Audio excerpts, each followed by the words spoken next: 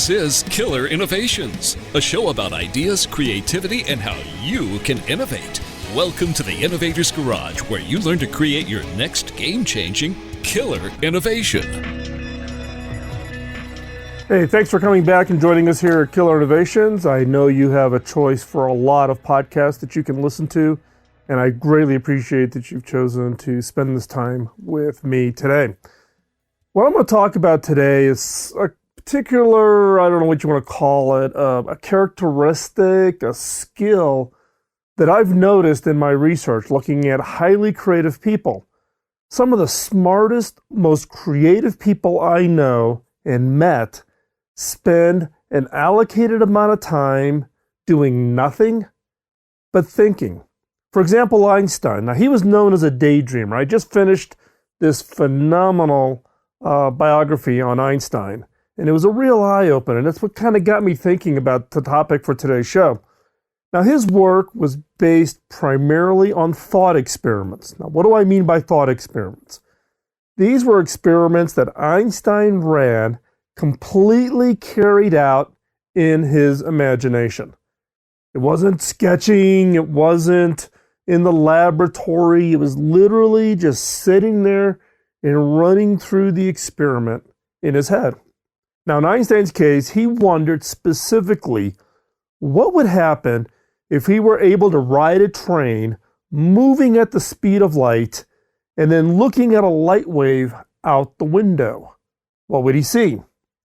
Now, given that he would be traveling at the same speed in such an instance, he went on to predict that the light would appear frozen to him, like he was tracking right along with it. Now, he didn't know it then, but that simple thought experiment would lead to basically transforming physics as we know it today, leading to Einstein's theory of relativity. It changed everything just by him just doing this daydream thing that people accused him of in running these thought experiments. Now, our society doesn't embrace or even allow for daydreaming, right? Think about what would happen in your job if your boss constantly came by your desk and just saw you sitting there doing nothing. Most organizations view this as being lazy, you're unproductive. Measurement of output is one of the key characteristics of most corporations today. It's focused on hours worked, deliverables, etc. We need to transform our thinking on that. And in fact, not that long ago, within my organization where I'm a CEO, we've transformed things like, what does vacation mean? What does time off mean? What does work-life balance mean? Versus, tracking systems in order to track hours worked and how much vacation time have you earned and etc., is giving the individuals permission to know when do they need to take a break, when do they need to go away, and just let themselves get refreshed. Now, in Europe, many of the vacation times are actually regulated. You're given X number of weeks, and typically everybody takes the vacation at the same time, depending on what part of Europe you're in. In the United States, where I'm based, most people never use their entire vacation time because there's this almost cultural thing of people not taking those vacations. And then when people do take vacations, they're still online. They're still answering emails, they're taking phone calls, etc. And in fact, I have a policy as a CEO that if you take vacation and you have responsibilities that are going to have things that happen while you're on vacation, then one, you must appoint somebody who sits in your chair who can make all those decisions while you're gone on vacation. And two, when you come back, you are not allowed to counteract any decision that was made. And three, if you are caught on email or Slack while you're on vacation, your email and Slack account will be turned off. Pretty simple. Because you are infinitely more creative, infinitely more productive if you truly take that time to rest. Now, what I'm talking about today is a little bit different. It's not just, the vacation. That's important because we gotta refresh ourselves. We can't work day in, day out, months and years ahead. Now, look, I've learned this from experience because I have a habit of falling into workaholic kinds of characteristics. My father did it. I saw him do it.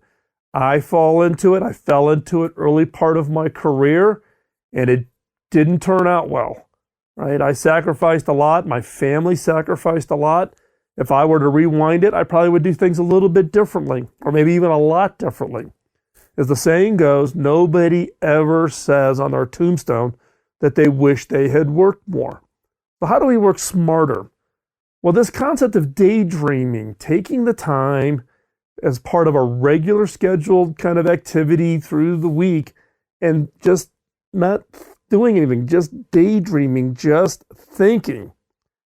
There's a great Ford story. So Henry Ford, had his factories. He's building the factories. Also just got done finishing a great Ford biography also, which is kind of all feeding in here. But there's this story of Henry Ford. He's building up these factories. He's trying to increase productivity, and he brings in, these experts on efficiency and time management and process steps, etc. Now, this efficiency expert went to Ford and complained about a specific man who basically sat at his desk with his feet propped up. Wasn't on the factory floor, wasn't in meetings, wasn't having, generating a bunch of documents. He literally was sitting with his feet up on the desk. And this efficiency expert complained to Henry Ford about it. And Ford said, whoa. That specific person came up with an idea that saved me millions of dollars. And he was sitting at his desk, just like he is now, just thinking. And Ford added that he was paying that man to come up with that next great idea. How do we weave this into this work philosophy of today, where it's all about, looking good? You want to be the first one in the office and the last one to leave, so the boss sees that you're putting in the hours. I've even been in positions where I've had employees purposely sending emails at weird hours, like at 2 o'clock in the morning and 4 o'clock in the morning, to make it look like they're pulling all-nighters and working, really, really hard. And in reality, it actually has proven out to be counterproductive. Those employees, now you have to do that for a certain amount of time and a certain amount of activity. But if an employee or a staff or a team or a coworker is doing this on a sustained basis, their creative output starts to plummet. Now, the question I have is, when I look at these people whose ideas change the world, whether it's Henry Ford or Albert Einstein or Thomas Edison, Nikola Tesla, Elon Musk, you go through, create your own list. But when I look at those people whose ideas really change the world, daydreaming combined with what's called and what I refer to as reflective thinking is a common trait. When you look back, and I've been doing a lot of these biographies of really high impact creative individuals to try to extract kind of what's that one thing that could help others kind of unlock their own creative ability. This kind of just sitting back and thinking, reflecting, letting those thoughts come into your head about connecting things that you just would never have connected in the past. It's this daydreaming is kind of the common trait. And it's interesting because in these biographies I've been reading, it's always been viewed as a negative.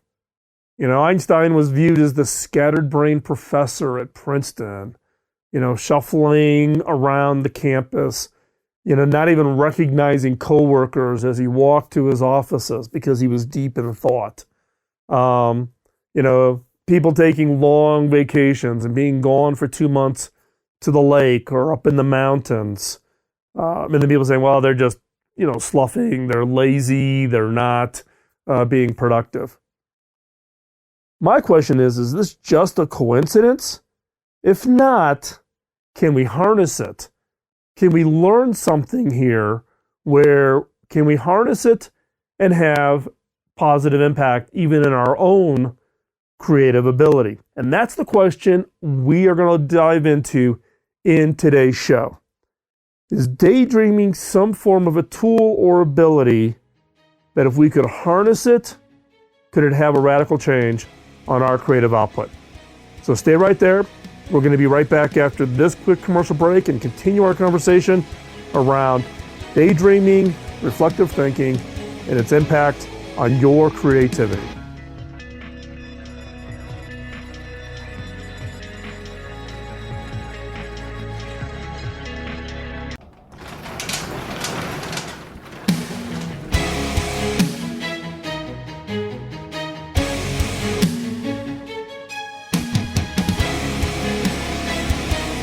This is Killer Innovations, a show about ideas, creativity, and how you can innovate. Welcome to the Innovator's Garage, where you learn to create your next game-changing killer innovation. Before we hop back into this segment, just need to do a quick shout out to Zoom, one of our sponsors here at Killer Innovations. Eric Ewing and the team at Zoom have created a phenomenal tool for those of us in the creative economy. And that is, how do you harness the best and brightest and most creative people no matter where they live? You need a tool that allows you to collaborate, to have conversations, to chat, to share ideas. That is what Zoom does for you and your team. Now, I've been using Zoom with my team every day, now almost over 2 years. And I use it every day, and I don't know how I lived without it. So check it out. Zoom is making available a free account that will allow you to collaborate with up to 50 people. So check it out. Hop on over to killerinnovations.com/Zoom and check it out and get that free account. In our conversations on the whole concept of reflective thinking, daydreaming, whatever terms you want to use, many people think there's really not been a lot of academic research applied to this, and they would be completely wrong. Fiona Kerr is a scientific communicator and a member of the faculty at the University of Adelaide. Now, she shares that, quote, daydreaming with reflective thinking allows the mind to wander. The outcome is consistently more productive when dealing with complex problems or coming up with creative solutions and ideas. So here's an academic person who specializes in thinking about scientific communications and creative thinking, creative thought, even endorsing this idea. Now, I'll tell you, there's not a lot of research, though. I've been digging around, and as maybe as part of input for book number 2, which we are pretty actively in the middle of, around this whole concept of daydreaming, reflective thinking, as being kind of a I don't know what you want to call it, a turbocharger for our creativity. But here is one that I found that I just thought that quote was really great. And the most important part was the outcome is consistently more productive when dealing with complex problems or coming up with creative solutions. So if that doesn't give you permission to go daydream, I don't know what that is. Now, some of you may be saying, hold on, she talked about this term reflective thinking, Phil, and you talked about it earlier in this recording. What is reflective thinking? Now, reflective thinking is a concept that in many cases gets applied to learning, but I think it actually has a much broader appeal. So reflective thinking helps learners develop higher order thinking skills. It prompts the learners to A, relate new knowledge to prior understanding. So as you learn new things and you apply it to things of the past, you make those connections. It allows you to think both in abstract and conceptual terms. So you think in the abstract, but you can get down and be very specific, but it's really around stepping back and looking at the big picture. It allows you to apply specific strategies and novel tasks, so randomly trying solutions against the ideas in your head. And it also helps you understand your own thinking and learning strategies. Reflective thinking is basically taking that moment and becoming self-aware on how you think. Thinking about the problems you're facing. Thinking about how to look at something differently. Challenging yourself to think differently. Now, in this case, daydreaming and reflection enables also memory consolidation. Things that you thought were completely random, all of a sudden being joined up in a way that you had never thought of. Now, many cases when I was doing my research on this whole concept of daydreaming, this reflective thinking capability always seemed to get attached to it or was used in references of linking to them. And in many cases, I also sometimes think about them as really being the same thing. It's not about daydreaming where you just sit in a chair and you dream about, sitting on the beach and having a beer, that's you're daydreaming. But I guess more specifically, can you daydream in a focused way? Can you take all the distractions away and therefore then think about things that are maybe challenges in front of you, problems that you have been unable to solve, etc. Now, many of us, we maybe are self-conscious to this, but we do reflective thinking when, for instance, we're in the car. I do a lot of it when I'm in the car driving from my house here in northern Colorado to the office over closer to Boulder. And, I'm thinking about whatever meeting I had the day before where we left something as a challenge. We hadn't found a solution for something yet. And I find that just being quiet and just thinking about it, then I start to make these kinds of connections that I just never had thought of before. So again, let me run through this again. What is reflective thinking? Reflective thinking helps learners, you, develop higher order thinking skills. It's about thinking about how you think. But it does this by prompting you to, for instance, connect new technology with prior understanding. What did you learn yesterday? And is there something in your past that you could connect it to together? It really allows you to think in both abstract and conceptual terms. Take the big picture, get out of the details, take that step back, think about it in a broader context. Apply strategies to novel tasks. You have a strategy and approach on how you solve problems. You've applied it in the past. You've got this new problem. Can you apply that? Run your version of an Einstein mental thought experiments around the problem that you're trying to solve. And it helps you understand kind of your own thinking and learning strategies. So again, daydreaming and this reflective thinking combined. Daydreaming is just that get away, don't be constrained, but do it in a structured way in this form of reflective thinking. The two of those combined, I think, can be a real tool to unlocking your creative output. Now, in reality, when you think about this, like such as relating new knowledge to prior understanding, that's kind of that randomness, connecting the dots. Thinking about things in conceptual ways. Look at new or strategies in novel problems or opportunities. When you really think about that, what would you call it today? I would call it creative thinking. It sounds a lot like the terms, we talk about creative thinking, but we've never really, it's hard to define what creative thinking is. I think creative thinking is this kind of daydream plus reflective thinking combined together. Now, we're going to talk more about this. Going to give you some examples of how to actually do this. So don't go anywhere. We're going to continue our conversation on daydreaming, reflective thinking, and how to boost your creativity. So don't go anywhere. We'll be right back. You're listening to Killer Innovations on the BizTalk Radio Network.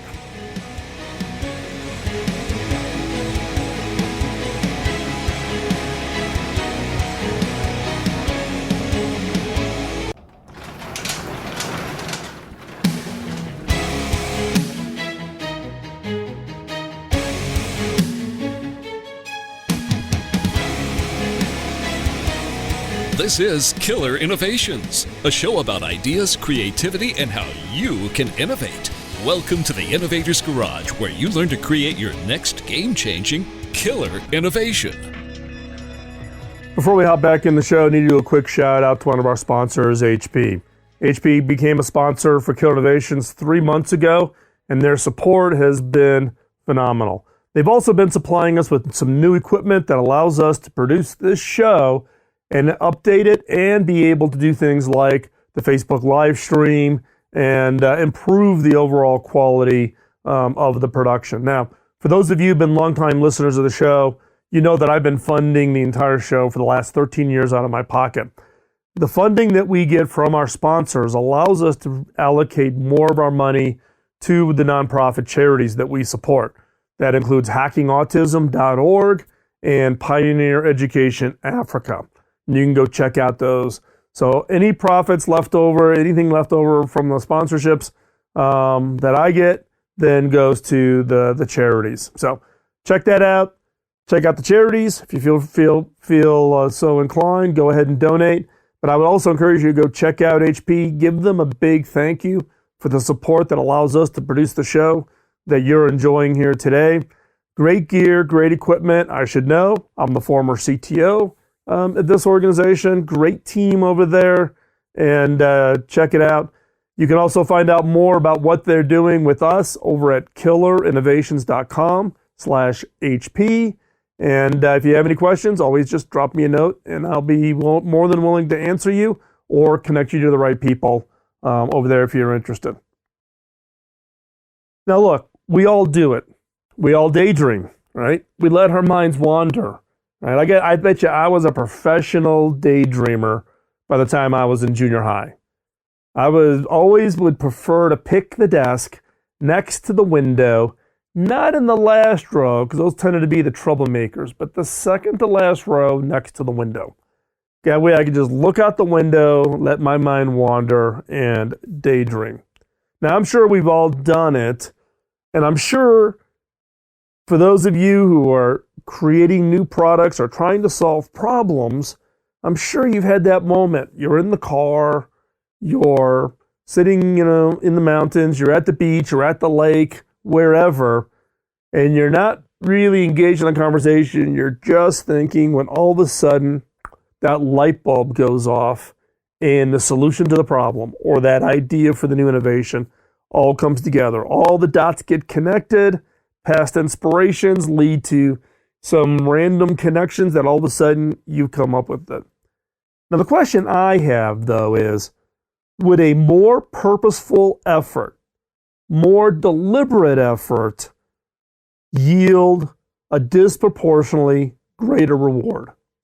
So rather than letting, daydreaming just happen randomly, if you put together a structured approach to it, would you have more output, better ideas, higher quality ideas, new ideas that you just haven't even thought of? I don't know the answer to that. Hasn't been a lot of research done in this space. So guess what?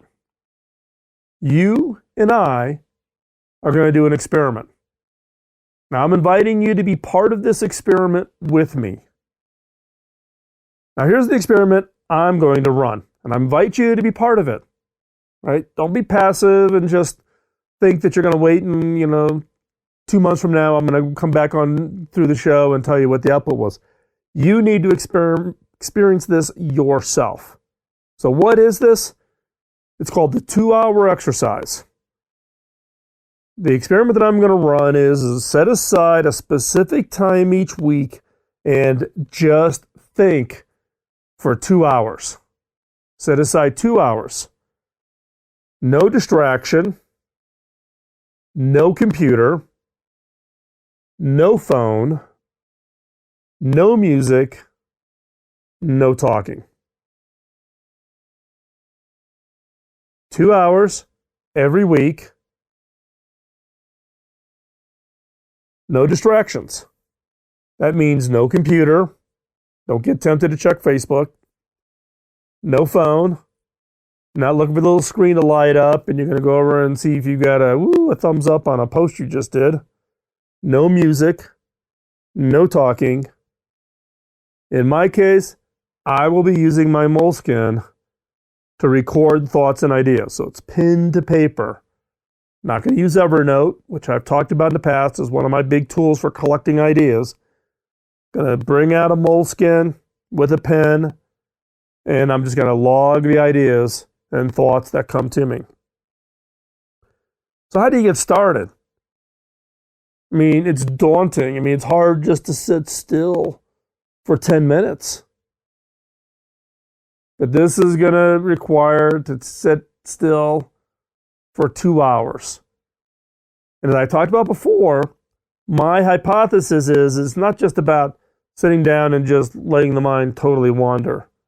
It's about structured daydreaming, right? It's about having some form to it. It's some way to use that reflective thinking, to reflect back on things that you're working on or things that you're thinking back and not be distracted, but have a concerted effort. Look, every day there is a huge amount of distraction. There is constant demands for attention, whether it's family or friends or, the pressure to get something done or a deliverable.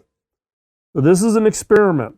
We're going to see collectively, this community of listeners, whether we think having a structured approach to daydreaming, reflective thinking, whatever you want to call it, can have on creative output. So how do you get started? Well, I would propose you ask yourselves questions. Now, I'm guessing you weren't surprised by that idea, given people know me as the question guy.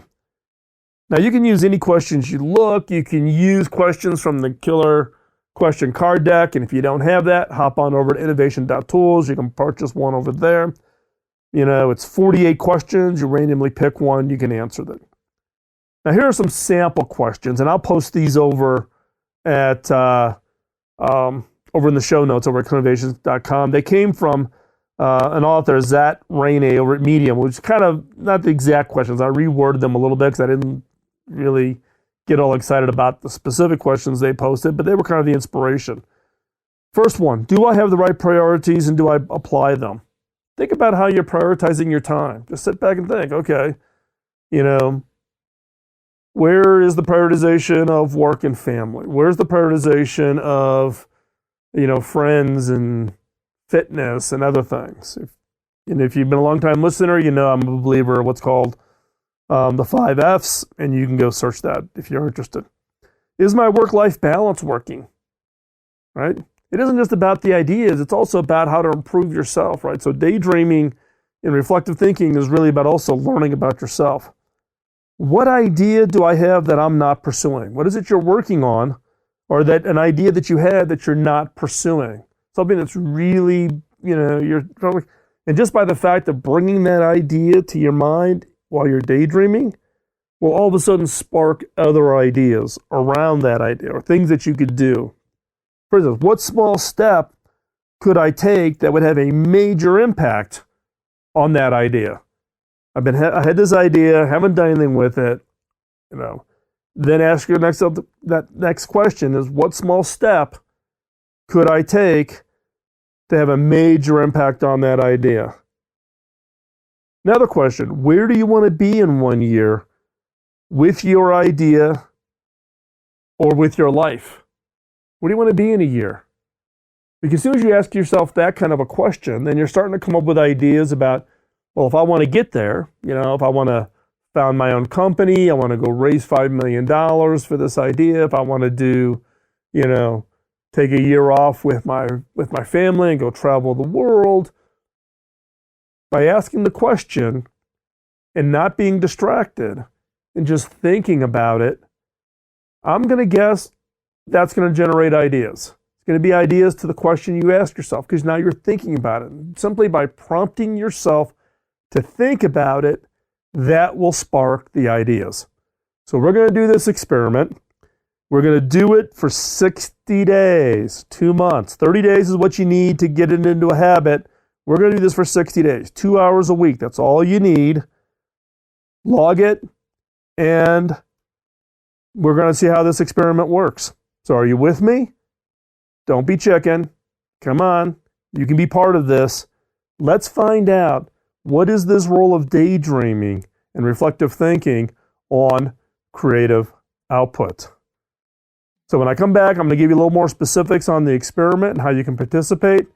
And we'll be right back after this quick commercial break. You're listening to Killer Innovations on the BizTalk Radio Network.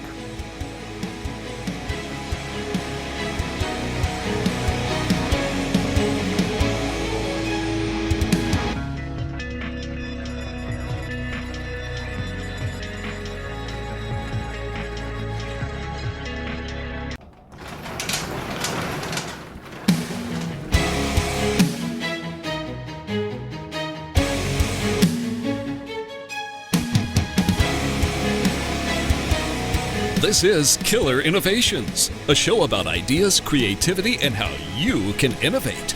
Welcome to the Innovator's Garage, where you learn to create your next game-changing killer innovation. So let's talk more about the experiment. What am I going to be doing? So I'm going to commit to doing this 2-hour experiment for the next 60 days, 2 months, right?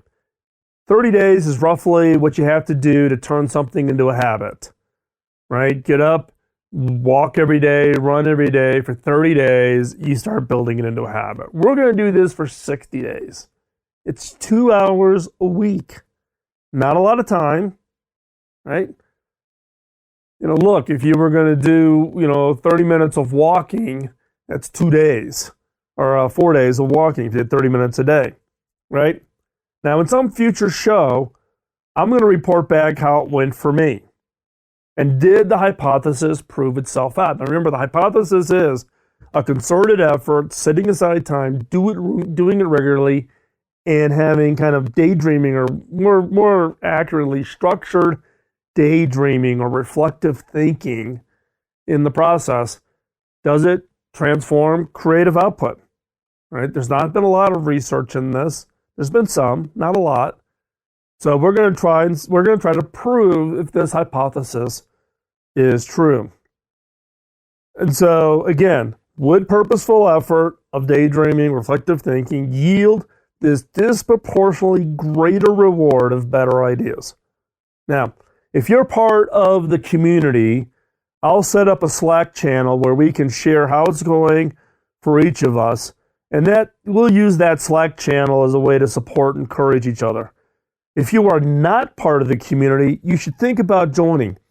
The community is a private Slack community of innovators and creatives who come together to challenge each other, to grow, to improve, to learn new skills, and become better innovators, better creatives. If you're interested, you can go check it out over at theinnovators.community. theinnovators.community, and I'll put a link in the bottom of the show notes. So you want to go check that out. So I will be contributing over in a Slack channel. If you're on the community, contribute your own into that Slack channel. If you're not in the community, join the community so that you can be part of this.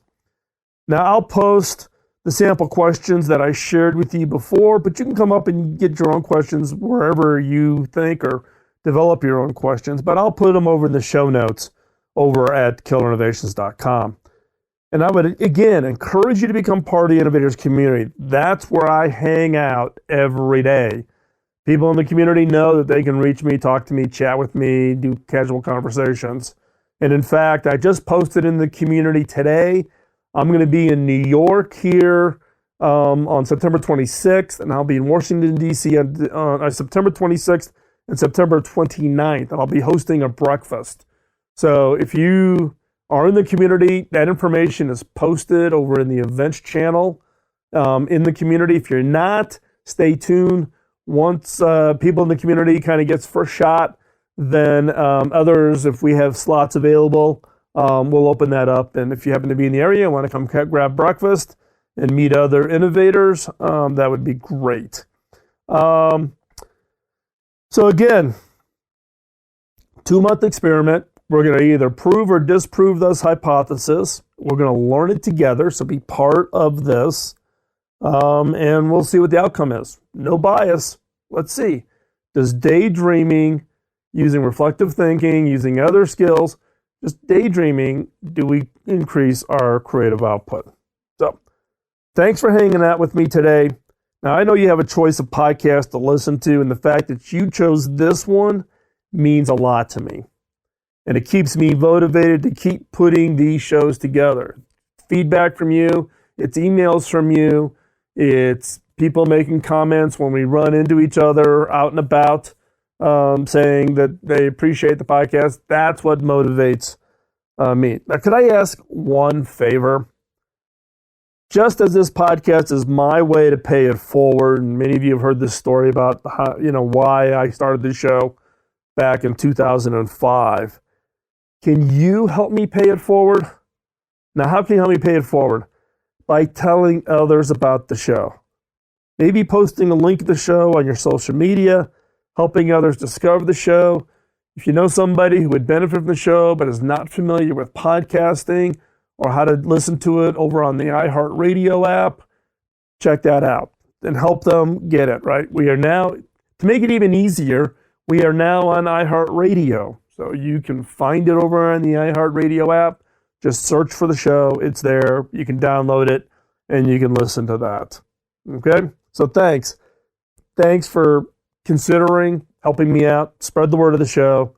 Pay it forward to help others become more creative, particularly as we transition from this information knowledge economy to this creative economy. If you have any feedback or ideas on future shows, always looking for new show ideas. Look, I've been doing this show now. We're in season 14. Or coming up on 14.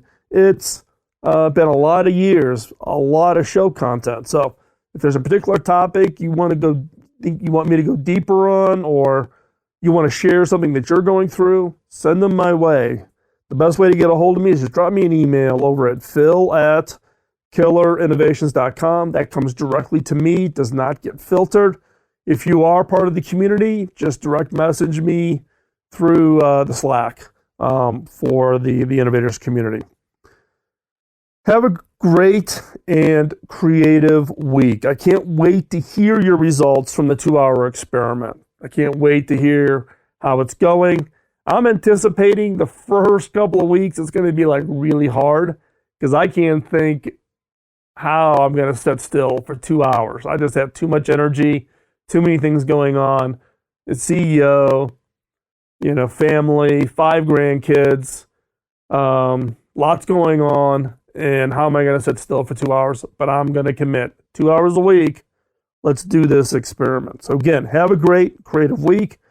And until the next show, don't let the innovation antibodies get you down. Don't let anybody's attacks and negative comments about your ideas, your work on innovation, your work on creativity get you down.